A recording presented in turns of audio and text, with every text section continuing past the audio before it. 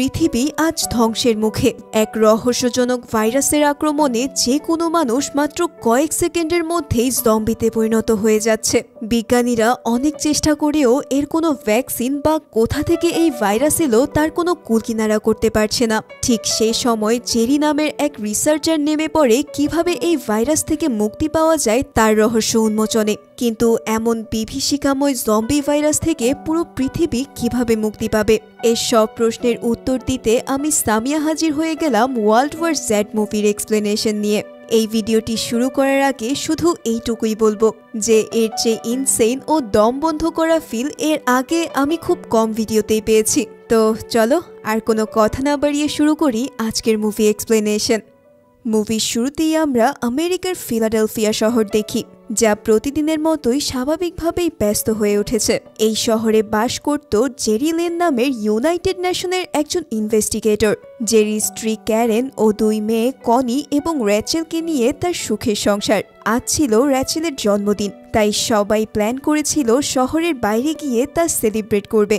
সেই উদ্দেশ্যেই তারা বেরিয়ে পড়ে শহরের দিকে। কিন্তু আজ পুরো শহরটা কেমন যেন বেশ অদ্ভুত আচরণ করছে। জেরি দেখতে পায় পুরো শহরে বিশাল জ্যাম লেগে গেছে। সে বুঝতে পারে নিশ্চয়ই সামনে এমন কিছু হয়েছে যার জন্য এই অবস্থা। ঠিক তখনই জেরি তার রেডিও অন করলে জানতে পারে যে পৃথিবীতে এক অজানা ভাইরাসের মহামারী দ্রুত গতিতে ছড়িয়ে পড়েছে। ওয়ার্ল্ড হেলথ অর্গানাইজেশনের দাবি এই মহামারী পশুর কামড় থেকে মানুষের মধ্যে ছড়াচ্ছে, কারণ এর লক্ষণ অনেকটা র্যাবিজের মতো। এছাড়াও ইতিমধ্যে 12টি দেশ এই মহামারীর কবলে পড়েছে। এদিকে জেরি পুরো বিষয়টা বোঝার জন্য গাড়ি থেকে একাই নেমে পড়ে। তবে ঠিক তখনই দূরে এক বিস্ফোরণ ঘটলে সব মানুষেরা ছুটোছুটি শুরু করে দেয়। ইতিমধ্যে এক পুলিশ এসে তাকে গাড়ির ভেতরে চলে যেতে বলার সাথে সাথেই ঘটে বিশাল এক দুর্ঘটনা। একটা লরি সেই পুলিশটিকে চাপা দিয়ে পাগলের মতো সামনে ছুটতে থাকে। এই দৃশ্য দেখে জেরি যেন স্তম্ভিত হয়ে পড়ে। তবে তারপরেও সে দ্রুত সেই গাড়ির পিছু নিয়ে এই জ্যাম থেকে বের হবার জন্য ছুটতে থাকে। কিন্তু তখনই তাদের পাশ থেকে একটি গাড়ি এসে ধাক্কা দিলে জেরিদের গাড়িটি একদম দুমড়ে মুচড়ে যায়। তবে এয়ারব্যাগ থাকার কারণে এই যাত্রায় সেই অ্যাক্সিডেন্টে তারা তেমন আঘাত পায় না। এরপর গাড়ি থেকে সবাইকে নামিয়ে তারা উদ্ভ্রান্তের মতো সামনের দিকে দৌড়াতে শুরু করে। কিন্তু এখানেই দেখা যায় এক ভয়াল দৃশ্য। কিছু মানুষ পাগলের মতো একে অপরের উপর ঝাঁপিয়ে পড়ছে। দেখে মনে হচ্ছে ক্ষুধার্ত হায়নার মতো তারা সবাইকে আক্রমণ করতে চাইছে। তো এইসব দেখে আমরা বুঝতে পারি যে ইতিমধ্যেই সেই ভয়ঙ্কর ভাইরাসের মহামারী এই শহরেও এসে পড়েছে। এরপর সেখানের এক লোককে ইনফেক্টেড করে দেওয়ার পর ঠিক 10 সেকেন্ডের মাথায় সেই লোকটি অদ্ভুতভাবে নিজের শরীরকে পরিবর্তন করে নেয়, আর সেই মুহূর্তেই সেও এক ভয়ঙ্কর জম্বিতে পরিণত হয়। এই দৃশ্য দেখে জেরির বুঝতে বাকি থাকে না যে তারা ইতিমধ্যেই জম্বি ভাইরাসের কবলে পড়ে গেছে। তাই যে করেই হোক এখান থেকে তাদের পালিয়ে বাঁচতে হবে। এভাবে কিছু দূর দৌড়ানোর পর তারা একটা ফাঁকা আরভি দেখে সেটাই উঠে পড়ে। তারপর অনেক কষ্টে তারা এই ভিড় ঠেলে শহরের বাইরে আসতে সক্ষম হয়। এখানে দেখা যায় জেরির বড় মেয়ে এতটাই ভয় পেয়ে গেছে যে তার অলরেডি প্যানিক অ্যাটাক শুরু হয়েছে, আর তার এমনিতেও অ্যাজমার প্রবলেম ছিল। ঠিক এরই মাঝে জেরিকে কল দেয় তার বন্ধু ও কলিগ ট্যারি। সে ছিল ইউনাইটেড নেশনের একজন সেক্রেটারি জেনারেল। জেরি তাকে হন্তদন্ত হয়ে প্রশ্ন করে বলে যে এখানে হচ্ছেটা কি। জবাবে টেরি জানায়, আমি নিজেও জানি না, কেননা এমন বিকট মহামারী আমিও এর আগে কখনোই দেখিনি। আমি নিজেও অনেক কষ্টে একটা হেলিকপ্টার নিয়ে পালিয়ে এসেছি। তবে তুমি চিন্তা করো না, আমি কিছুক্ষণের মধ্যেই তোমার লোকেশনে একটা হেলিকপ্টার পাঠাবো, কেননা এই কঠিন সময়ে তোমাকে আমাদের ভীষণ প্রয়োজন। আসলে জেরি যেহেতু একজন ইনভেস্টিগেটর ছিল, তাই সে এই ভাইরাস কোথা থেকে শুরু হলো তা বের করতে তাদের সাহায্য করতে পারবে। টেরি তাকে একটা অ্যাপার্টমেন্টের ঠিকানা দিয়ে দেয় যেখানে তারা হেলিকপ্টার পাঠাবে। ফলে জেরি তার পরিবার নিয়ে সেই ঠিকানার উদ্দেশ্যে রওনা দেয়। ইতিমধ্যে জেরি এই গাড়ির ভেতরে একটা রাইফেলও খুঁজে পায়, অন্তত বিপদের সময় এটা কাজে দেবে। এবার সেই স্থানে পৌঁছানোর আগে তারা একটা সুপার শপে যায় প্রয়োজনীয় মেডিসিন ও খাবার নেবার জন্য। এখানে দেখা যায় শত শত লোক পুরো স্টোরটাকে রীতিমতো লুট করে নিচ্ছে। আসলে এমন অবস্থায় সবাই জানে না যে সামনে কি হতে চলেছে। এদিকে এসব নেওয়ার সময় দুজন লোক ক্যারেনের উপর চড়াও হয়ে পড়ে। তার চিৎকার শুনে জেরি সেখানে গিয়ে এমন দৃশ্য দেখে আর নিজেকে শান্ত না রাখতে পেরে তাদের উপর গুলি চালিয়ে দেয়। ঠিক সেই মুহূর্তে একজন পুলিশ সেখানে আসলে জেরি ভাবে তাকে হয়তো অ্যারেস্ট করবে সে, কিন্তু দেখা যায় পুলিশ তা না করে নিজেই ওই শপ লুট করছে। আসলে পরিস্থিতি এমন যে এখানে কেউ কারো দিকে তাকানোর সময় পর্যন্ত নেই। যাই হোক, এরপর তারা প্রয়োজনীয় জিনিসপত্র নিয়ে বাহিরে বের হয়ে দেখে তাদের গাড়িটা অন্য কেউ নিয়ে চলে গেছে। এই মুহূর্তে তারা কি করবে? ইতিমধ্যে রাত ঘনিয়ে এসেছে। উপায়ান্তর না পেয়ে বাকি পথটুকু তারা হেঁটে যাওয়ার সিদ্ধান্ত নেয়। ঠিক সেই মুহূর্তে এক লোক অনেক উপর থেকে তাদের পাশে আছড়ে পড়ে। এরপর তাদের অবাক করে দিয়ে লোকটা আবারও হাঁটতে শুরু করলে জেরি বুঝতে পারে যে এই ব্যক্তিটি ইতিমধ্যেই ইনফেক্টেড। আসলে এই ভাইরাস এতটাই ভয়ঙ্কর ছিল যে ইনফেক্টেড ব্যক্তিদের এমন মারাত্মক আঘাতেও তেমন কিছুই হতো না। ঠিক এই অবস্থা দেখে জেরি লোকটির মাথায় সরাসরি গুলি করে তাকে সেখানেই খতম করে দেয়। তবে ইতিমধ্যে তার বন্দুকের আওয়াজে চারিপাশে থাকা সব জম্বিরা দ্রুত গতিতে আগাতে থাকে তাদের শেষ করে দেওয়ার জন্য। এই দৃশ্য দেখে জেরি ও তার পরিবার একটি বিল্ডিংয়ে ওঠার জন্য আপ্রাণ চেষ্টা করতে থাকে, কিন্তু এই জম্বিরা এতটাই ক্ষিপ্র আর ক্ষুধার্ত ছিল যে তারা বারবার তাদের আক্রমণ করতে থাকে। এভাবে কোনো মতে জেরি বিল্ডিংয়ের ভেতরে ঢুকে দরজাটি দড়ি দিয়ে বেঁধে রাখে। তবে কিছুক্ষণের মধ্যেই জম্বিরা তা ভেঙে উপরে উঠতে থাকে। এভাবে এক ভয়ঙ্কর অবস্থার মধ্যে দিয়ে তারা বিল্ডিংয়ের একদম উপরের ফ্লোরে এসে পড়ে। তবে তখন নিচে থাকা জম্বিরা ইতিমধ্যেই চলে আসতে তাদের উপর ফ্রিজ ও অন্যান্য জিনিসপত্র দিয়ে কোনো মতে তাদের আটকাতে সক্ষম হয় তারা। তবে এসবের মাঝে জেরির ছোট মেয়েটি কোথায় যেন হারিয়ে যায়। তাকে না পেয়ে পাগলের মতো ক্যারেন যখন তাকে খুঁজতে থাকে তখন সে দেখতে পায় আরও একটি ফ্যামিলি তাদের মতোই এখানে এসেছে নিজেদের প্রাণ বাঁচাতে। এখন নিজেদের মতো সুস্থ আরও কিছু মানুষ দেখে তাদেরও স্বস্তি ফিরে আসে। এরপর তারা দুই পরিবার মিলে সকাল হবার অপেক্ষা করতে থাকে, কেননা টেরি জানিয়েছিল যে সকাল ছাড়া হেলিকপ্টার সে পাঠাতে পারবে না। এখানে জেরি একটা রেডিও পেয়ে তাতে শুনতে থাকে যে পুরো দেশে এই ভাইরাস ব্যাপকভাবে ছড়িয়ে পড়েছে, তাই বেঁচে থাকার একমাত্র উপায় হলো ঘরে নিজেকে বন্দি করে রাখা। এসব কিছু শুনে সবাই ভয়ে ভয়ে সেই রাতটা কোনো মতে পার করে দেয়। এরপর বাহিরে বের হবার আগে জেরি তার হাতে একটা ছুরি নিয়ে তা ভালো করে পেঁচিয়ে ব্যানেট বানিয়ে নেয়, কেননা যদি জম্বি আক্রমণ করে তাহলে তার বুলেট শেষ হয়ে গেলেও যেন শেষ রক্ষা এটা দিয়ে করতে পারে। এভাবেই ভয়ে ভয়ে বের হবার জন্য যেই না তারা দরজা খুলে ঠিক সে মুহূর্তেই জমের মতো এক জম্বি তাদের উপর অ্যাটাক করে দেয়। আমি রীতিমতো এই দৃশ্য দেখে এতটাই ভয় পেয়ে গিয়েছিলাম যা বলার মতো না। এরপরেই শব্দের কারণে একের পর এক জম্বিরা তাদের উপর হামলে পড়তে শুরু করলে তাদের হাতেই সেই পরিবারের লোকটা ইনফেক্টেড হয়ে পড়ে। অন্যদিকে জেরি একের পর এক জম্বিকে গুলি এবং ছুরি দিয়ে আঘাত করতে করতে উপরের দিকে উঠতে থাকে। এভাবে এক পর্যায়ে এক জম্বি তাকে প্রায় কামড়েই দিতে যাবে, ঠিক সেই মুহূর্তেই ওই পরিবারের বাচ্চা ছেলেটির রিভলভার দিয়ে সেটাকে সেখানেই শেষ করে দেয়। কিন্তু ইতিমধ্যেই জেরির চোখে মুখে জম্বির রক্তের ছিটা লেগে যায়। ওদিকে ক্যারেন সহ বাকিরা ছাদে এসে পড়লে তারা জেরিদের জন্য অপেক্ষা করতে থাকে। এরপর জেরি সেই বাচ্চা ছেলেটিকে নিয়ে উপরে এসে কোনো মতে তাদের দরজা বন্ধ করে দেয়, কিন্তু এখানে দেখা যায় জেরি হন্তদন্ত হয়ে একদম ছাদের কিনারায় এসে ঝাঁপ দেওয়ার জন্য রেডি হয়ে যায়। সে একে একে 12 সেকেন্ড পর্যন্ত ওই পজিশন নিয়ে দাঁড়িয়ে থাকে। আসলে সে ভেবেছিল যে যদি জম্বির রক্তের কারণে সে নিজেও ইনফেক্টেড হয়ে পড়ে তাহলে সে উপর থেকে লাফ দিয়ে নিজেকে শেষ করে দেবে। একবার চিন্তা করো, জেরি ও তার পরিবার কি ভয়ঙ্কর সময়ের মধ্যে দিয়ে যাচ্ছে। এদিকে ইতিমধ্যে সেই হেলিকপ্টার চলে এলে সবাই কোনো মতে তাতে উঠে পড়ে, আর জেরিকে বাঁচানোর জন্য তারা একের পর এক ফায়ারিং করে জম্বিদের খতম করে আকাশে উড়াল দেয়। এখানে দেখা যায় জম্বিরা তাদের ধরার জন্য রীতিমতো ছাদ থেকে লাফিয়ে লাফিয়ে পড়ছে। ফাইনালি তারা এই বিভীষিকা থেকে রক্ষা পেয়ে পাড়ি দেয় সমুদ্রের 200 কিলোমিটার ভেতরের ইউনাইটেড নেশনের কমান্ডো শিপের বেইজে। সেখানে পৌঁছেই তাদের প্রথমেই চেক করা হয় যে তারা ইনফেক্টেড কিনা। আসলে সাগরের মাঝে থাকায় জাহাজটি এখনো পর্যন্ত নিরাপদ ছিল। সেখানেই জেরি তার বন্ধু টেরির সঙ্গে দেখা করে আর পুরো পরিবারকে তাদের সেফ প্লেসে রেখে আসে। এখানে টেরি জানায় আমাদের প্রেসিডেন্ট ইতিমধ্যেই মারা গেছে আর বাকিদেরও কোনো খোঁজ নেই। এছাড়াও আমেরিকার সকল স্টেটেই এই ভাইরাস ছড়িয়ে পড়েছে। ভাইরাসটি কেবল ইনফেক্টেডদের কামড় আর আঁচড়ের মাধ্যমে ছড়াচ্ছে, কিন্তু এই ভাইরাসটি প্রথম কোন স্থান থেকে ছড়িয়েছে এটা কেউই জানে না।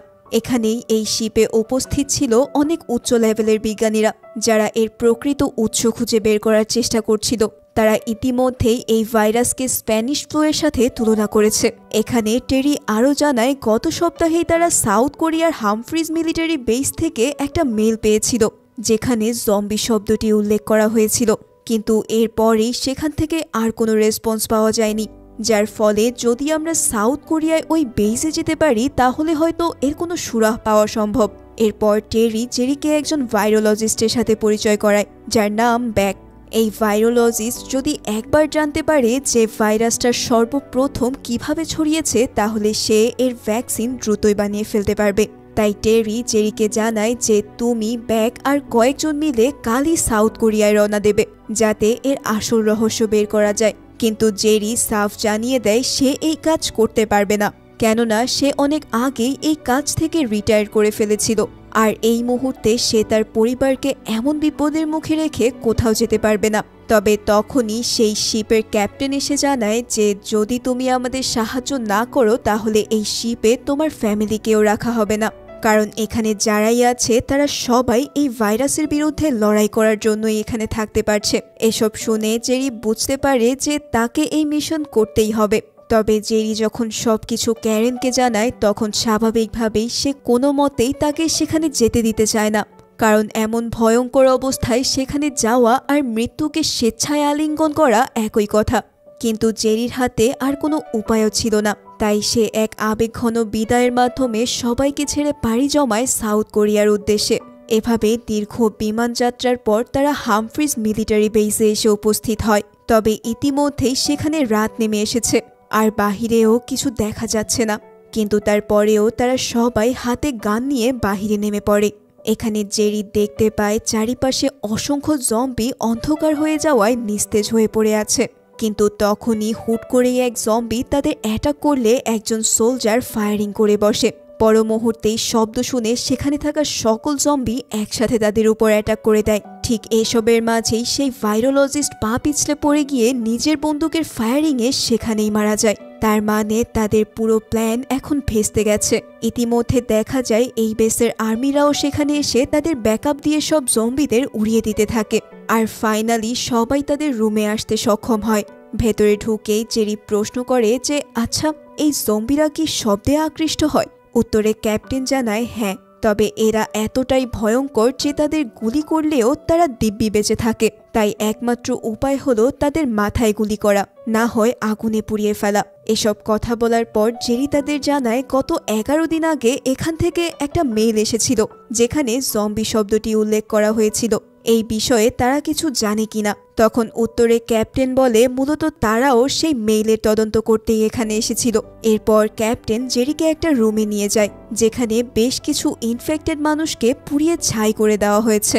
এরপর সে জেরিকে জানায় তারা যখন এখানে এসেছিল তখন এই ঘরে প্রায় 15 থেকে 16 জন একটা মানুষকে খাটে বেঁধে রাখার চেষ্টা করছিল, কিন্তু ইনফেক্টেড সেই লোকটি একটা সময় সেখানে থাকা সবাইকে কামড়ে দেয়, যার ফলে এখানে থাকা সবাই আক্রান্ত হয়ে পড়লে তারা বাধ্য হয় সবাইকে সহ এই রুমটাকে জ্বালিয়ে দিতে। এই কথা শুনে জেরি প্রশ্ন করে যে সর্বপ্রথম যেই ব্যক্তিটি ইনফেক্টেড হয়েছিল তাকে কে কামড় দিয়েছিল। তখন ক্যাপ্টেন জানায় ওই লোকটা ছিল এই বেসেরই একজন ডক্টর। সে এখানে এসেছিল এক সৈনিকের মৃত্যুর সত্যতা যাচাই করতে, যে কিছুদিন আগেই এই বেস থেকে পালিয়ে যায়। তবে কয়েকদিন পর তাকে এক গ্রামের মধ্যে পাওয়া যায় খুব অদ্ভুতভাবে।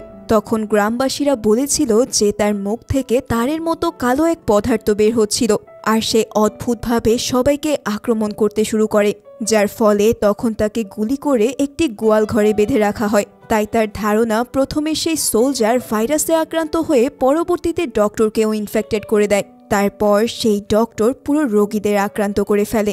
এখন এইসব কথা শুনে জেরি জানতে চায় সে যেই কর্নেলের কাছ থেকে এই কথাগুলো শুনেছে সে এখন কোথায়। তখন ক্যাপ্টেন সেই পোড়া বডিগুলো দেখিয়ে জানায় কর্নেলও পুড়ে ছাই হয়ে গেছে। তবে সবচেয়ে আশ্চর্যের ব্যাপার হলো সেই লোকটার হাতের আঙুলগুলো তখনও নড়ছিল। এসব দেখে জেরি কেমন যেন ভয় পেতে শুরু করে। এরপরেও সে জানতে চায় প্রথম সৈনিক এমন কোথায় গিয়েছিল যেখান থেকে সে আক্রান্ত হলো, কিন্তু ক্যাপ্টেন জানায় যা যা রেকর্ড ছিল তার সবকিছুই রুমের আগুনে পুড়ে ছাই হয়ে গেছে, তাই এটা জানা এই মুহূর্তে অসম্ভব। এসবের মাঝে জেরির চোখ যায় এক অদ্ভুত লোকের দিকে। এই লোকটা একজন CIA এজেন্ট। কিন্তু সে নর্থ কোরিয়াদের কাছে অস্ত্র বিক্রি করতে গিয়ে ধরা পড়ে গিয়েছিল। এখানে জেরি দেখতে পায় লোকটা নিজেই নিজের দাঁতগুলো উপড়ে ফেলেছে। আসলে সেই লোকটাকে সবাই পাগল বললেও সে জানায় যে নর্থ কোরিয়া প্রায় 2 লাখ জম্বির দাঁত উপড়ে ফেলেছে, কেননা দাঁতই যদি না থাকে তাহলে তারা কামড় দিতেও পারবে না, আর বাকিরা ইনফেক্টেডও হবে না। এখানে জেরি তাকে আরও কিছু প্রশ্ন করলে সে জানায় এই ভাইরাসের কথা ইসরায়েল অনেক আগে থেকেই জানে, তাই তারা পুরো শহরে এক বিশাল দেয়াল তৈরি করেছে। তবে জেরি বলে ইসরায়েলরা তো শতাব্দী ধরেই তাদের ওয়াল বানাচ্ছে, এর সাথে জম্বি ভাইরাসের কি সম্পর্ক? কিন্তু লোকটা জানায় শতাব্দী ধরে বানালেও তারা সেই কাজ কিভাবে এই ভাইরাস ছড়াবার আগেই শেষ করলো। নিশ্চয়ই তাদের কাছে গোপন কোনো তথ্য ছিল। সে জেরিকে অনুরোধ করে ইসরায়েলের একজন মোসাদ এজেন্ট ইয়র্গেনের সাথে দেখা করার, কেননা একমাত্র সেই এই প্রশ্নের উত্তর দিতে পারবে। এসব শুনে জেরিরও ব্যাপারটা খটকা লাগে, তাই সে এবার ইসরায়েলে যাবার প্রস্তুতি নেয়। কিন্তু এই বেস থেকে প্লেন পর্যন্ত যাওয়া এক প্রকার অসম্ভব, কেননা বাইরে তখন জম্বিরা গিজগিজ করছে। কিন্তু তারপরেও তারা গাড়িতে না গিয়ে সাইকেল চালিয়ে প্লেনের দিকে যেতে থাকে, যাতে কোনো শব্দ জম্বিরা টের না পায়। তবে এভাবে যেতে যেতে এক পর্যায়ে এক সোলজার তার কাটার সাথে আটকে গিয়ে শব্দ করে ফেলে। তবে তারপরেও কোনো মতে তারা সেটা কাটিয়ে উঠতে না উঠতে জেরিকে কল করে বসে ক্যারেন, আর এই শব্দে চারিপাশ থেকে সব জম্বি তাদের খতম করতে চলে আসে। এবার শুরু হয় জম্বিদের সাথে আরেক লড়াই। এভাবে লড়াই চালিয়ে যেতে যেতে এক পর্যায়ে জেরিকে বাঁচাতে গিয়ে এই টিমের ক্যাপ্টেন এক জম্বির কামড় খেয়ে বসে। তাই সে এক মুহূর্ত দেরি না করে সবাইকে প্লেনে উঠিয়ে দিয়ে নিজেই নিজেকে শেষ করে দেয়। এভাবেই এক বিভীষিকা কাটিয়ে জেরি ও তার পাইলট ছুটতে থাকে জেরুজালেমের দিকে। পথিমধ্যে স্যাটেলাইট মোবাইলে কানেকশন পাওয়ায় জেরি ক্যারেনকে ফোন করে জানায় সে এখনও সুস্থ আছে।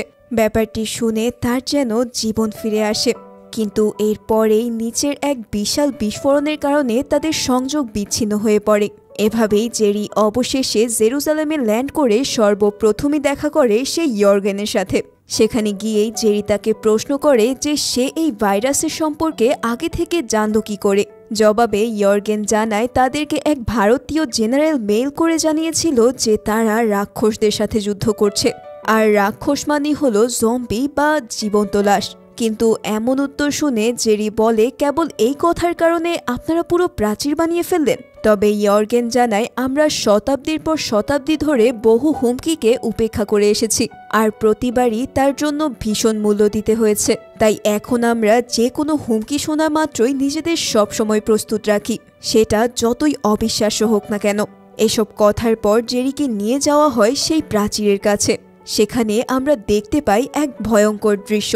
প্রাচীরের বাইরে তখন কিচকিচ করছে লক্ষ লক্ষ জম্বি, আর অন্যদিকে প্রাচীরের ভেতরে একের পর এক শরণার্থী এসে জেরুজালেমে আশ্রয় নিচ্ছে। এভাবে নিজেদের জীবন বাঁচিয়ে এখানে আসতে পেরে সবাই অনেক উচ্ছ্বাসিত ছিল।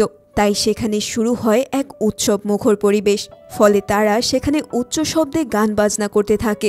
কিন্তু এটাই হয়ে যায় তাদের জন্য এক অভিশাপ, কেননা এই শব্দে আকৃষ্ট হয়ে জম্বিরা এমন এক কাজ করতে থাকে যা দেখলে তোমার রক্ত হিম হয়ে যাবে। তারা সেই বিশাল দেয়ালে একে অন্যের উপর ভর করে ধীরে ধীরে চূড়ায় উঠতে থাকে, ঠিক যেন তারা পিরামিডের মতো করে সবাই একসাথে এই দেয়াল টপকাতে চায়। অথচ ভিতরের কেউ তখনও জানে না যে তাদের জন্য কি অপেক্ষা করছে। তবে জেরি হঠাৎ শুনতে পায় বাহিরের দেয়ালের শব্দ কেমন যেন ক্রমাগত বেড়েই চলেছে, আর তার একটু পরেই সে দেখতে পায় এত বড় ওয়াল টপকে মুহুমুহু জম্বি আছড়ে পড়ছে দেয়ালের ভেতরে। মুহূর্তের মধ্যেই সেই আনন্দের পরিবেশ রূপ নেয় এক ভয়ঙ্কর আতঙ্কে। কেউ কিছু বুঝে ওঠার আগেই জম্বিরা সব মানুষকে ইনফেক্টেড করতে শুরু করে। এদিকে ইসরায়েলি সেনারা তাদের ভারী অস্ত্র, হেভি মেশিন গান সব দিয়ে পাখির মতো জম্বিদের মারতে শুরু করে। কিন্তু এই পিঁপড়ার মতো দল বেঁধে আসা জম্বিরা যেন উন্মত্ত পাগলের মতো হয়ে আছে। তারা এমন গতিতে সবার উপর আক্রমণ করছে যা দেখলে তোমার রক্ত হিম হয়ে যাবে। অর্থাৎ তাদের হাত থেকে রক্ষা পেল না সো কল্ড বুদ্ধিমান ইহুদিরাও। তবে এই পার্টটা দেখে আমার কেন জানি না একটুও খারাপ লাগেনি। এমন পরিস্থিতিতে জেরিকে কয়েকজন সৈনিক সেভ করে নিয়ে যেতে শুরু করে। তবে এখানে জেরি দেখতে পায় এক অলৌকিক ঘটনা। সে দেখে দূরে এক বৃদ্ধ লোক একা দাঁড়িয়ে থাকলেও জম্বিরা তাকে অ্যাটাক করছে না। এসব দেখে জেরি যেন কোনো হিসাব মিলাতে পারছে না। এমন তো হবার কথা নয়। কিন্তু সেদিকে আর সময় ক্ষেপণ না করে সবাই তাকে সেভ করার জন্য নিয়ে যেতে থাকে। কি আর বলবো, মুভির এই পর্যায়ে জম্বিদের অ্যাটাক এমন ভয়ঙ্করভাবে দেখানো হয়েছে যা কোনোভাবেই আমি এক্সপ্লেন করে বোঝাতে পারবো না। শুধু এটাই মনে রাখো যে এই অ্যাটাকের সিনগুলো আমার দেখা ওয়ান অফ দি বেস্ট সিনগুলোর মধ্যে অন্যতম। এভাবেই অনেক জম্বিকে নানানভাবে পরাস্ত করে জেরিরা এয়ারপোর্টের দিকে যাবার সিদ্ধান্ত নেয়। কিন্তু আবারও জেরি এক রুগ্ন ছেলেকে দেখতে পায়, যাকে সেই বৃদ্ধর মতোই জম্বিরা কিছু না বলেই পাশ কাটিয়ে চলে যাচ্ছে। এসব দেখে জেরি বুঝতে পারে যে নিশ্চয়ই এই মানুষদের মধ্যে এমন কোনো শক্তি রয়েছে যা তাদের এই জম্বি অ্যাটাক থেকে রক্ষা করছে, কিন্তু সেটা যে কি তা বের করতে হলে আগে তাকে বাঁচতে হবে। তবে এই জম্বি অ্যাটাকে এক মেয়ে সোলজার যখন বাইটের শিকার হয় তখন সে ভাবতে থাকে সেও হয়তো জম্বি হয়ে যাবে, কিন্তু এখানে জেরি সাথে সাথেই ওই মেয়েটির হাত কেটে দিয়ে 10 সেকেন্ড পর্যন্ত অপেক্ষা করতে থাকে। এরপর যখন সে দেখতে পায় মেয়েটি এখনো সুস্থ আছে তখন সে বুঝতে পারে যে যদি আক্রান্ত স্থান থেকে ইনফেকশন ছড়িয়ে পড়ার আগেই তা কেটে ফেলা হয় তাহলে এই ভাইরাস ছড়াতে পারবে না। যাই হোক, তাকে ব্যান্ডেজ করে কোনো মতে তারা এয়ারপোর্টে পৌঁছায়। কিন্তু এখানে ঘটে আরেক ঘটনা। আসলে তার আগেই ইউনাইটেড নেশনের প্লেনটি এই পরিস্থিতি দেখে জেরিকে রেখেই সেখান থেকে ফ্লাই করে। এরপর আর কোনো উপায় না পেয়ে তারা একটা বেলারুশের প্লেনকে জোর করে থামিয়ে সেখানে মেয়েটি আর জেরিকে তুলে দেয়। এখানে দেখা যায় প্লেনের মধ্যে সবাই তখন অক্ষত অবস্থায় ছিল, কিন্তু প্লেনের ক্যাপ্টেন নিজেও জানে না যে তারা কোথায় যাবে, কেননা পৃথিবীর সব শহরই তখন এই ভয়ঙ্কর জম্বি ভাইরাসে আক্রান্ত। এভাবেই উদ্দেশ্যহীনভাবে প্লেন আকাশে উড়াল দিলে পুরো ফ্লাইটের সবার মধ্যে নেমে আসে এক স্বস্তির ছায়া। তবে উপর থেকে দেখা যায় পুরো পৃথিবী যেন আজ মেতে উঠেছে এক মরণ খেলায়, যেখানে কেবল রয়েছে মানুষের মতো দেখতে লক্ষ লক্ষ জম্বি। এদিকে জেরি নিজের পরিচয় ওই মেয়ে সোলজারকে জানালে সেও জানায় তার নাম স্যাগেন। তার জীবন বাঁচানোর জন্য স্যাগেন জেরির প্রতি কৃতজ্ঞতা প্রকাশ করে। এসব কিছুর মাঝেও জেরির মাথা থেকে একটা বিষয় কোনোভাবেই যাচ্ছিল না, সেটা হলো কেন জম্বিরা সেই মানুষগুলোর উপর অ্যাটাক করল না। তারপর অনেক ভেবে সে এটা বের করে যে নিশ্চয়ই সেই মানুষগুলোর কোনো রোগে আক্রান্ত ছিল, আর হতে পারে জম্বিরা কোনো মরণ ব্যাধি বা দুর্বল অসুস্থ লোকের উপর অ্যাটাক করে না। এসব ভাবতে ভাবতে সে কল দেয় টেরিকে, আর তাকে দ্রুত কোনো এক WHO এর রিসার্চ সেন্টারের ঠিকানা দিতে বলে, কেননা তার প্ল্যান হলো সে ওই রিসার্চ সেন্টারে গিয়ে এই রহস্যের উন্মোচন করবে। এরপর জেরি ফ্লাইট ক্যাপ্টেনের সাথে তাকে কথা বলিয়ে দিলে ফাইনালি ঠিক হয় যে তারা ইংল্যান্ডের কার্ডিফ শহরে ল্যান্ড করবে, যেখানে WHO এর একটা রিসার্চ সেন্টার আছে। তবে এরপরে যা ঘটে তার জন্য আমি মোটেও প্রস্তুত ছিলাম না, কেননা এই প্লেনের ওয়াশরুমে আগে থেকেই এক জম্বি আটকে ছিল, যে কিনা সুযোগ পেয়ে অ্যাটাক করে বসে এই এয়ার হোস্টেসকে। আর এরপর কি হতে পারে তা তো তোমরা বুঝতেই পারছো। মুহূর্তেই পুরো প্লেনের সবাই একে একে জম্বিতে পরিণত হতে শুরু করে। এসব দেখতে পেয়ে জেরি এবং বেশ কিছু প্যাসেঞ্জাররা অনেক চেষ্টা করতে থাকে তাদের কেবিনকে সেভ করার জন্য, কিন্তু জম্বি হয়ে যাওয়ার পর মানুষের শরীরে এমন পাওয়ার চলে আসে যা কল্পনাও করা যায় না। ফলে কিছুক্ষণের মধ্যেই পুরো বিমানে হুলস্থুল লেগে যায়, একে একে সবাই জম্বিতে পরিণত হতে থাকে। এসব কিছু দেখে জেরি আর কোনো উপায় না পেয়ে স্যাগেনের কাছে থাকা একটা গ্রেনেড ছুঁড়ে মারে প্লেনের মধ্যে। ফলে বিশাল এক বিস্ফোরণে পুরো প্লেনের সব জম্বিরা বাহিরে ছিটকে পড়তে শুরু করে, কিন্তু এমন বিস্ফোরণের ফলে প্লেনটিও আর অপারেট যোগ্য থাকে না। ফলে কিছু দূর গিয়েই সেটা ক্র্যাশ ল্যান্ডিং করে একদম তছনছ হয়ে যায়।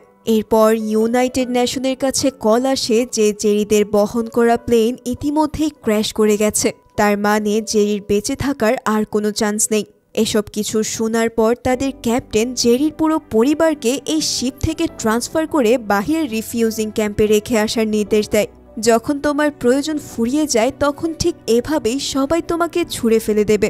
তবে সবাই জেরিকে মৃত ভাবলেও আমরা দেখতে পাই জেরি ও সেগেন তখনও বেঁচে আছে, কিন্তু জেরির পেটে বড় একটি লোহার টুকরো ঢুকে এফোর ওফর হয়ে পড়েছে। সেগেন সেখানে কিছুটা সুস্থ থাকায় সে জেরিকে নিয়ে ছুটতে থাকে সেই রিসার্চ সেন্টারের দিকে। এভাবে অনেক পথ হেঁটে তারা ফাইনালি সেখানে উপস্থিত হয়। আর এরপর মুভির সিন শিফট হয়ে যায় 3 দিন পরে। এখানে আমরা দেখতে পাই জেরি ইতিমধ্যেই কিছুটা সুস্থ হয়ে উঠেছে এবং আজই তার জ্ঞান ফিরেছে।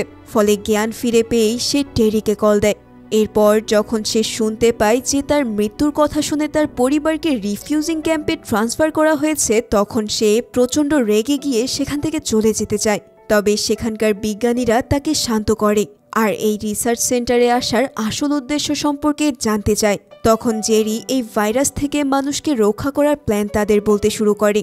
আসলে জেরি ইতিমধ্যেই বুঝতে পেরেছে যে এই জম্বিরা কোনো ডিজিজ ও ভাইরাস বহন করে এমন ব্যক্তিদের এড়িয়ে চলে। আসলে তারা মনে করে যে তারাও তাদের মতোই একজন। তাই জেরির প্ল্যান হলো যারা এখনো অক্ষত আছে তাদের শরীরে এমন এক ভাইরাস ইনজেক্ট করা যেটায় মরণের ঝুঁকি থাকবে না, আর তা খুবই সহজেই নিরাময়যোগ্য। যেমন হতে পারে সেটা প্যাথোডেন কিংবা টাইফাস টাইপের কোনো ব্যাকটেরিয়া বা ভাইরাস। তো বুঝতেই পারছো এখানে জেরি কিন্তু কোনো অ্যান্টিভাইরাসের কথা বলছে না। সে শুধুমাত্র যাতে নিজেদেরকে এসব জম্বিদের অ্যাটাক থেকে বাঁচানো যায় তার জন্য ভালো শরীরকে ইনফেক্টেড করতে চাইছে। এখন এসব কথা শুনে বিজ্ঞানীরাও বেশ অবাক হয়ে যায়, কেননা এই ইনফেকশনগুলো পরবর্তীতে কিওর করা সম্ভব। তাই সাময়িক সময়ের জন্য হলেও জম্বিরা তাদের উপর আর কোনো অ্যাটাক করবে না।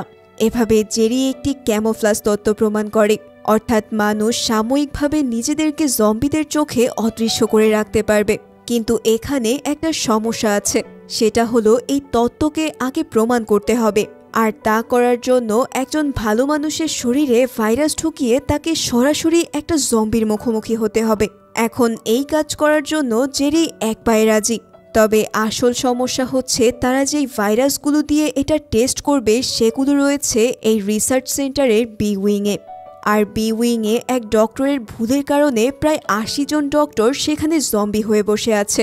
অর্থাৎ এখন যদি তাদের ওই ১৩৯ নাম্বার রুম থেকে সেই ভাইরাস স্যাম্পলগুলো আনতে হয় তাহলে তাদের এই জম্বিদের সাথে ফাইটিং করেই তা আনতে হবে।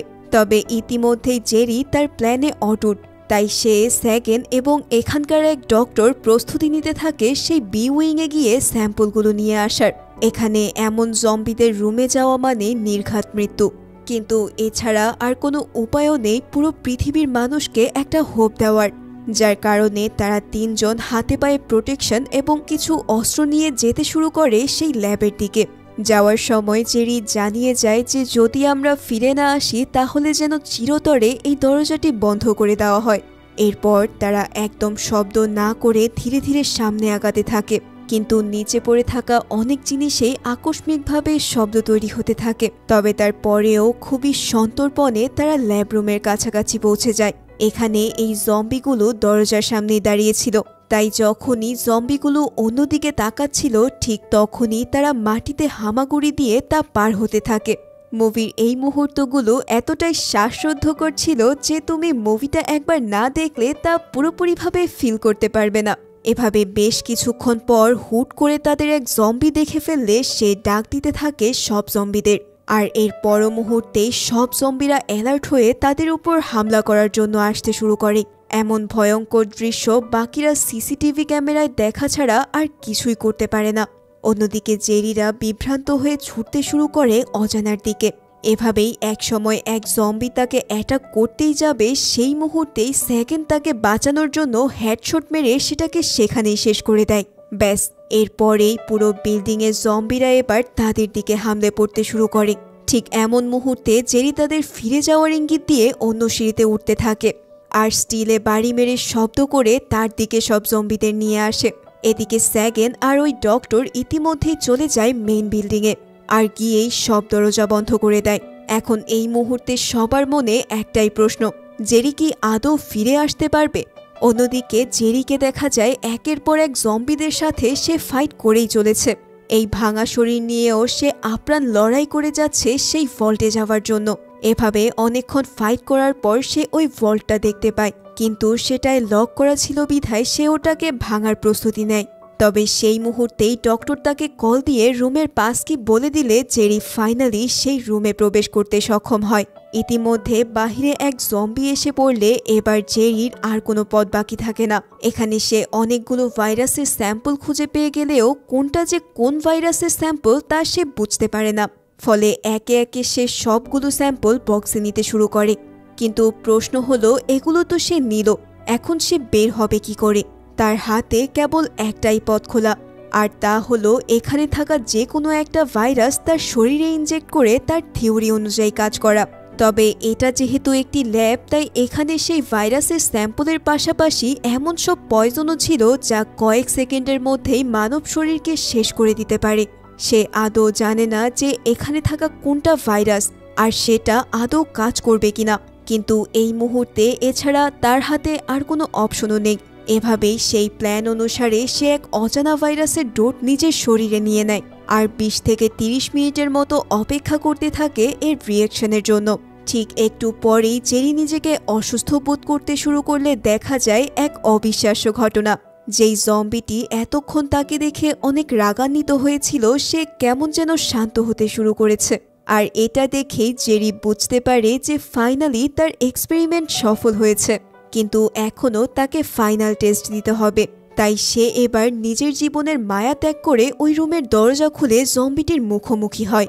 আর ঠিক এখানেই আমরা দেখতে পাই সেই জম্বিটি জেরিকে কোনো আঘাত না করেই তার পাশ দিয়ে চলে যায়। তার মানে তোমরা নিশ্চয়ই বুঝতেই পারছো, জেরি যে অনুমান করেছিল সেটাই সঠিক, এবং এরই মাধ্যমে সে এমন কিছু আবিষ্কার করে ফেলেছে যা পুরো পৃথিবীকে ক্ষণিকের জন্য হলেও রক্ষা করবে। এভাবেই জেরি ফাইনালি সকল জম্বিদের মাঝ দিয়েই সেই স্যাম্পলগুলো নিয়ে আসে। আর এই কাণ্ড দেখে পুরো টিম আনন্দে ফেটে পড়ে। এর কিছুদিনের মধ্যেই জেরির থিওরি অনুসারে পুরো পৃথিবীতে এই জম্বিদের হাত থেকে বাঁচানোর ডোজ দেওয়া হয়। ফলে এখন জম্বিরা সাধারণ মানুষ দেখলেও আর অ্যাটাক করতে পারে না, তাই সাধারণ মানুষরাও তাদের সহজেই পরাস্ত করতে পারে। এই ভ্যাকসিন সংক্রমিতদের জন্য কোনো পূর্ণ চিকিৎসা ছিল না, কিন্তু এর মাধ্যমে বিজ্ঞানীরা চিকিৎসা খুঁজে বের করার জন্য কিছুটা সময় পাওয়ার মাধ্যমে মানবজাতিকে বাঁচানোর একটা আশা পায়। অন্যদিকে জেরি ফাইনালি তার পরিবারের সাথে মিলিত হয়।